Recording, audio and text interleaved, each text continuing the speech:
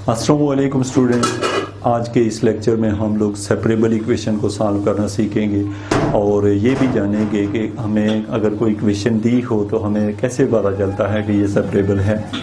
तो जब आप फर्स्ट ऑर्डर डिफरेंशियल इक्वेशन को सॉल्व कर रहे होते हैं तो उस केस में सबसे पहले आपका यही टेक्निक होती है कि आप उसको इस मेथड से सॉल्व करते हैं। तो हमने यहाँ पे 3 प्रॉब्लम लिए हैं, आपके सामने बोर्ड पे ये लिखे गए प्रॉब्लम हैं। ये फर्स्ट प्रॉब्लम है, ये सेकंड है और ये थर्ड प्रॉब्लम है। अब इन 3 प्रॉब्लम्स को अगर हम by using the method of separable करें तो इसको सॉल्व किया जा सकता है। लेकिन student method of separable her question के ऊपर नहीं लगता, उसी पे लगता है जो इक्वेशन सेपरेबल हो। तो अभी हम देखें तो जो हमारा पहला क्वेश्चन है इसको हम ट्राई करते हैं कि किस तरीके से इसको एक दूसरे से सेपरेट किया जाए।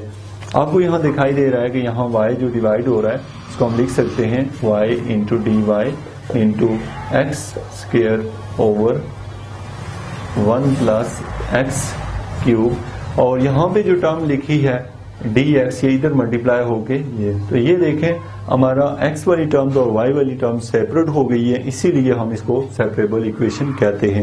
अगर हम इसको सेपरेट ना कर सकते तो फिर हम इस मेथड से इसको सॉल्व नहीं कर सकते थे। इस मेथड में सबसे पहले टर्म को सेपरेट किया जाता है और उसके बाद जस्ट इसको इंटीग्रेट किया जाता है। तो अब हम यहाँ पे इसको इंटीग्रेट करें तो ये बनता है y dy, इसके ऊपर भी इंटीग्रेशन और इस साइड पे भी हमारे पास है square plus 1 over x cube dx।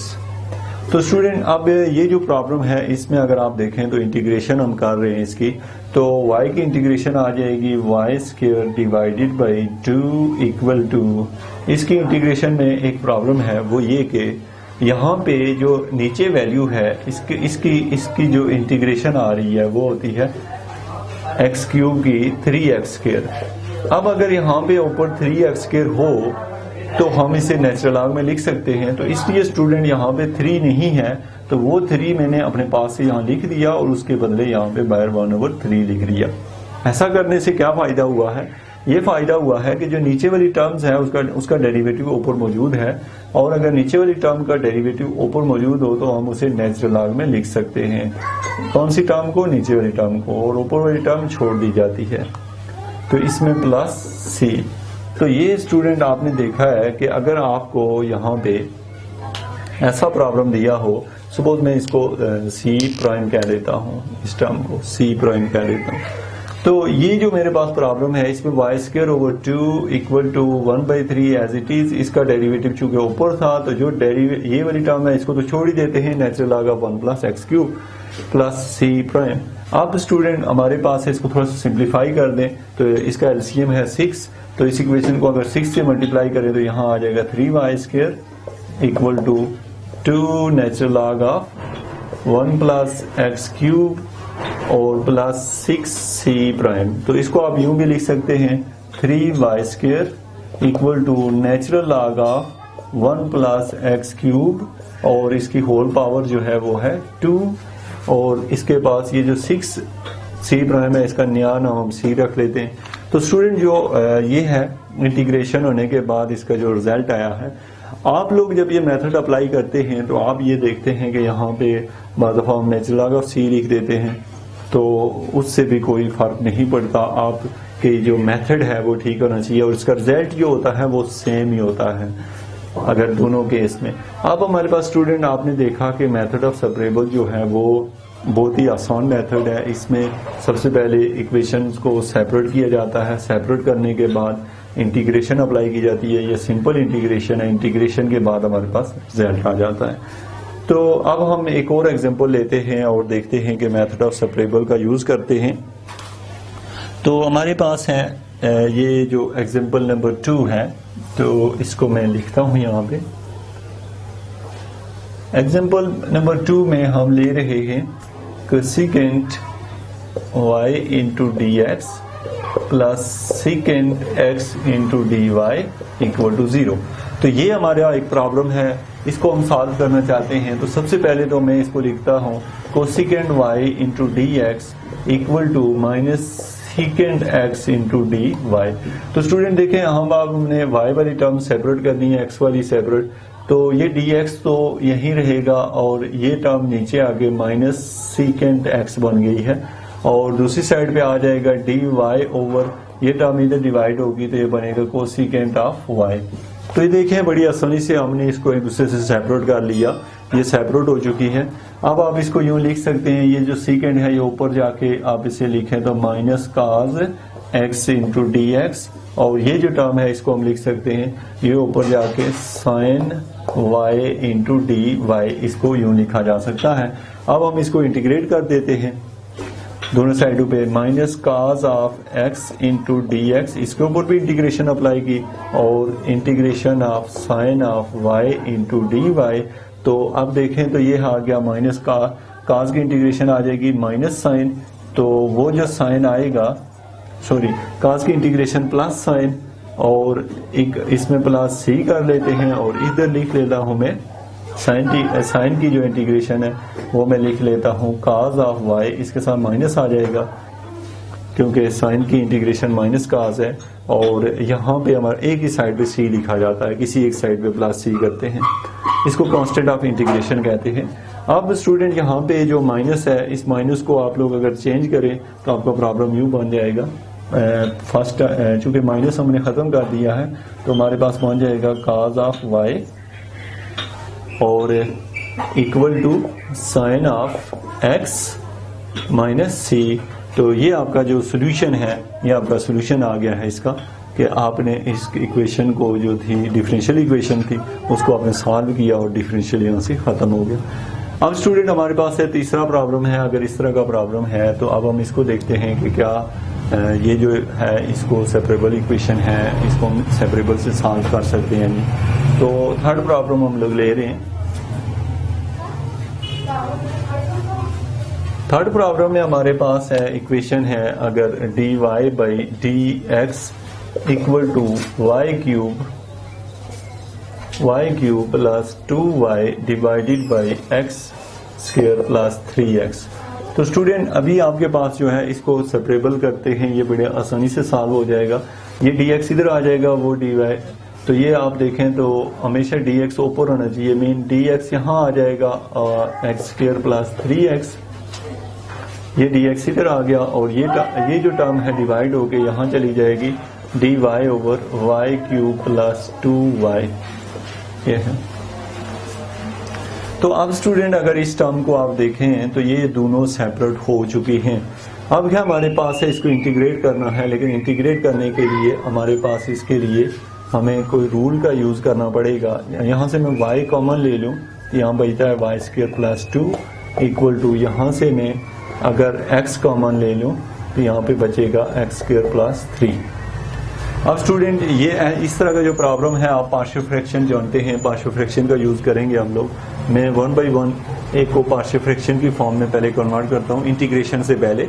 तो इसको मैं यूँ लिख सकता हूँ 1 over x into x cube plus 3। तो इसको आप लोग यूँ लिख सकते हैं a over x plus b, ये जो कि इसके अंदर क्यूब है तो ये हमारे पास आ जाएगा bx plus c over x cube plus 3।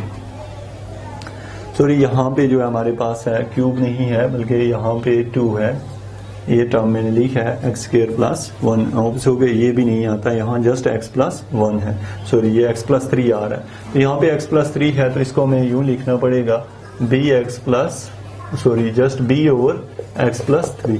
तो ये हमने इसको यूँ लिख लिया है। अब हम इसको एलसीएम से मल्टीप्लाई करते हैं तो ये आ जाएगा a के साथ आएगा x प्लस 3 और b के साथ जो है वो x आ जाएगा।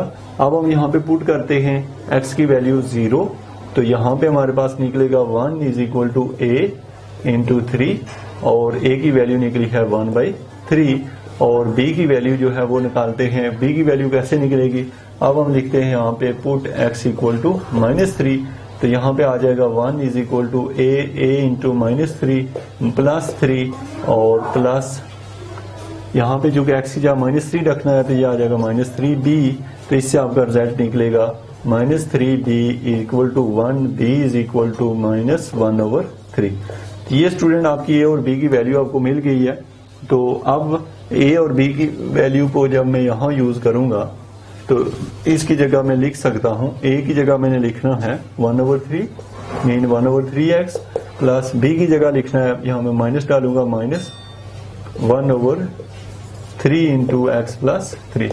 तो ये इसके जो है हमने इसको सॉल्व कर लिया है। सेम अब हम इसको भी हल करेंगे तो इसके रिजल्ट भी हमें चाहिए। तो इसके लिए स्टूडेंट अभी हम ये ले रहे हैं, जस्ट हम पार्शियल फ्रैक्शन कर रहे हैं, 1/y into y square plus 2 equal to a/y plus यहाँ पे हम लिखेंगे y की जगह bx प्लस c, सॉरी यहाँ पे by है, by plus c divided by y square plus 2। अब स्टूडेंट अगर एलसीएम से इसको मल्टीप्लाई करें तो यहाँ आ जाएगा 1, इस साइड पे a के साथ आ जाएगा वाई स्क्वायर प्लस 2 और प्लस इसके साथ by प्लस c के साथ आ जाएगा जस्ट y। अब पहले स्टेप में हम ये करते हैं स्टूडेंट के यहाँ पे चूंकि वैल्यू निकालना जो है वो पहले मल्टीप्लाई कर लेते हैं, ये आ जाएगा a के साथ इसी तरह रहने दें, वाई स्क्वायर प्लस 2 प्लस यहाँ पे है by स्क्वायर प्लस cy। तो ये हमारे पास रिजल्ट है। अब कंपेयर करें कोफिशिएंट को, तो यहाँ पे जो सबसे हायर पावर के कोफिशिएंट हैं, यहाँ पे कोई कोफिशिएंट नहीं है, यहाँ पे वाई स्क्वायर के साथ a है, यहाँ वाई स्क्वायर के साथ b है, तो ये आपकी इक्वेशन नंबर 1 बन गई है। अब आपने जो है y वाली टर्म को कंपेयर करना है, इस साइड पे कोई टर्म नहीं है, 0 आ जाएगा, इस साइड पे y वाली कोई टर्म नहीं है और यहाँ से c की वैल्यू निकलेगी, यहाँ पे ही है, c की वैल्यू निकली है 0, तो आपको एक वैल्यू मिल गई है।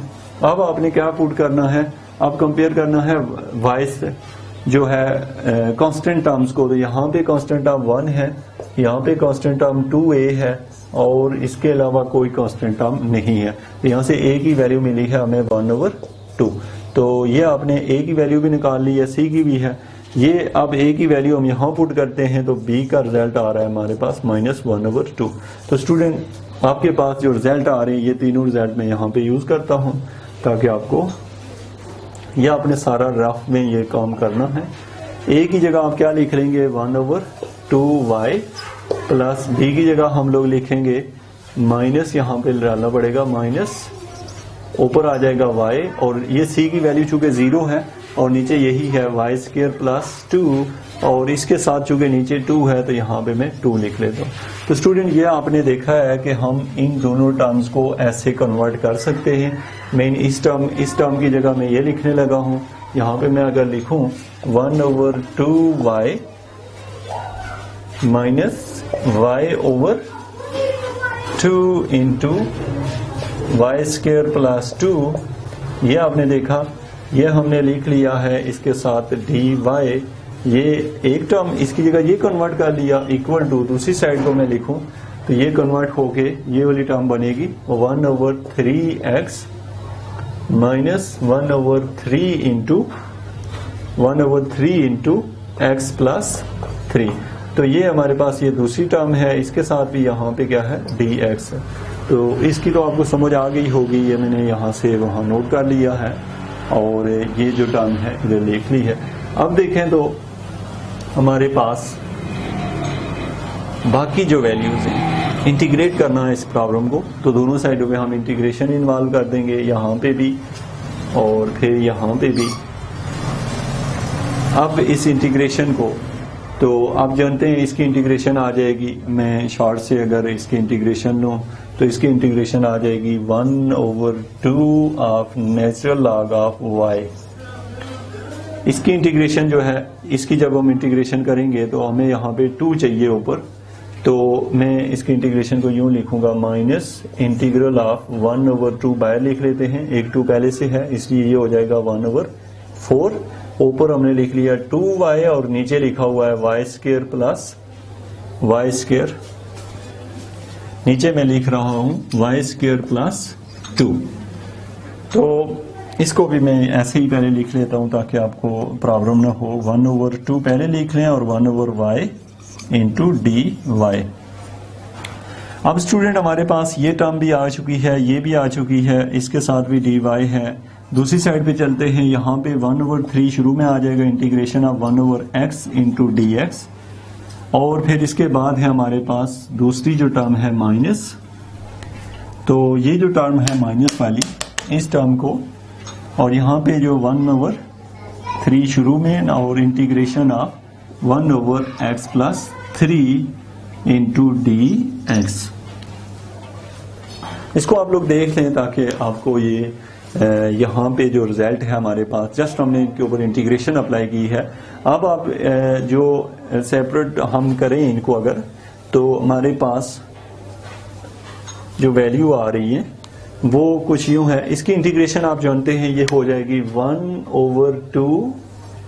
1/2 integration of natural log of y, और इस तरीके से माइनस, यहां पे देखें इसके इंटीग्रेशन ऊपर मौजूद है 1/4 तो ऐसे ही आएगा, और इसकी इंटीग्रेशन ऊपर मौजूद है, इसलिए इसको हम लिखेंगे नेचुरल लॉग ऑफ y² + 2, और दूसरी साइड पे आए तो equal to 1/3 as it is, और ये बन जाएगा नेचुरल लॉग ऑफ x, क्योंकि x का डेरिवेटिव 1 होता है ऊपर मौजूद है, -1/3, और इसके जो है चूंकि x का डेरिवेटिव 1 है ऊपर मौजूद है, इसलिए इसको लिख देंगे नेचुरल लॉग ऑफ x+3।